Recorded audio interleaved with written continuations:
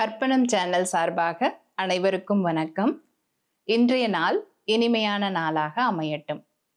இன்றைய கதையின் பெயர் 3 பொம்மைகளின் புதிர். இந்த கதையோட உணர்வை பார்த்துடலாம். சரியான குறிக்கோள்களுக்காக உணர்வுகளை பயன்படுத்துவதற்கு நம்ம இதயத்திற்கு முதல்ல ஒரு நன்றியை செலுத்திக்கலாம். கதைக்குள்ள போயிடலாம். ஒரு ஊர்ல ஒரு பொம்மை வியாபாரி இருந்தாரு. அவரு பொம்மைகளை விற்பவர்.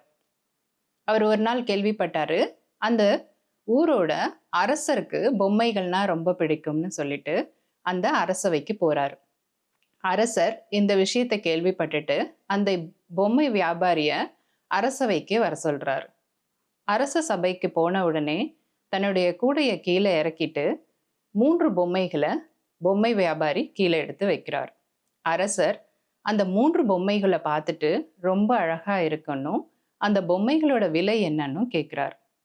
அந்த பொம்மை வியாபாரி சொல்றாரு, முதல் பொம்மையோட விலை 1000 பொற்காசுகள், இரண்டாவது பொம்மையுடைய விலை 100 பொற்காசுகள், மூன்றாவது பொம்மையுடைய விலை 1 பொற்காசு அப்படின்னு சொல்றாரு. அரசருக்கு அதிர்ச்சி, அதே நேரத்துல ஒரே ஆச்சரியம். 3 பொம்மைகளும் பார்க்கறதுக்கு ஒரே மாதிரி இருக்கு, ஆனா நீ ஏன் இவ்வளோ வித்தியாசத்தை சொல்ற விலையில அப்படின்னு சொல்லி பொம்மை வியாபாரி கிட்ட கேட்கிறாரு. பொம்மை வியாபாரி சொல்றாரு, பொம்மைகள் பார்க்கறதுக்கு ஒரே மாதிரி இருந்தாலும் ஒரு பொம்மையும் தனித்தன்மை வாய்ந்தது அப்படின்னு சொல்றாரு.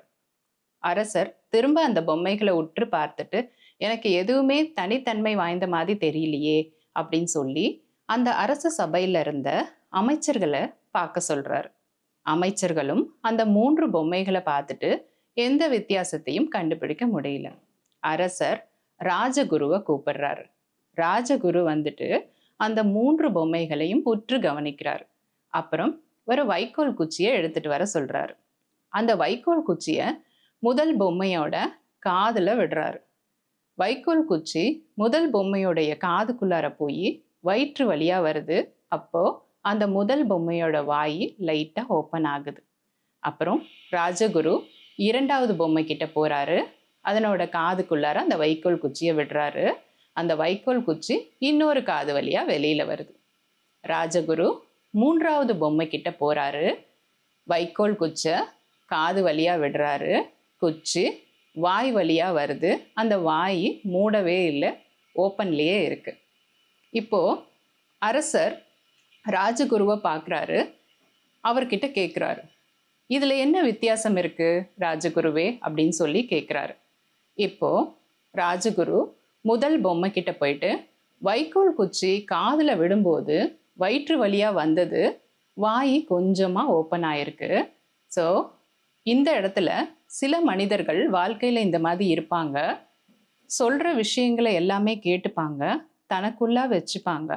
அது சரியா தவறான்னு தீர ஆலோசிச்சுட்டு அதுக்கப்புறம் தான் மெதுவா பேச ஆரம்பிப்பாங்க. அப்படிப்பட்ட மனிதர்கள் தான் இந்த முதல் பொம்மைக்கான மனிதர்கள் அப்படின்னு சொல்லி சொல்றாரு.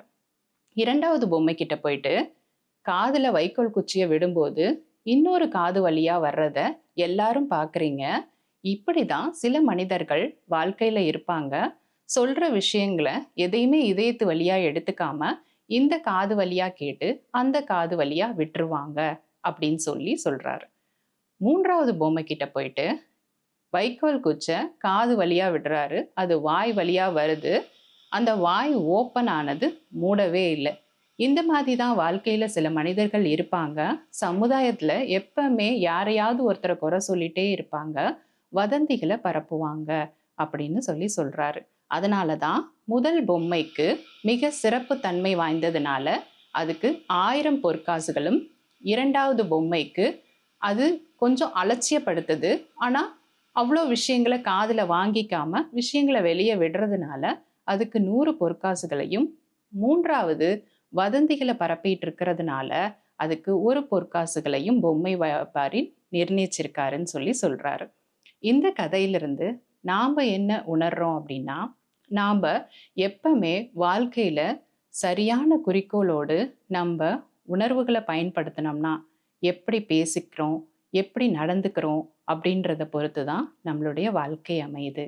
அனைவருக்கும் நன்றி.